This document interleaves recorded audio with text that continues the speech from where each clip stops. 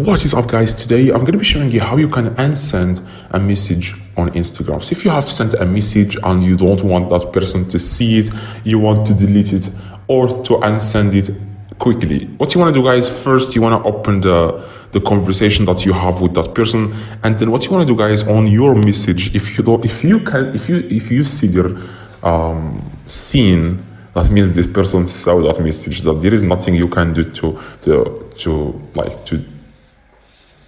make it not appear to that person because they already saw it. So if you just want to unsend the message, you want to press and hold on the message, on your message, press and hold, and then it will, two different options will come up. You want to click on unsend and it will disappear. As you can see, the message disappeared. If the person didn't see the message, then you can just click unsend and this person won't be able to see the message because you clicked unsend before this person saw the message. So that's exactly, guys, what I am trying to say. You can do this on group chats and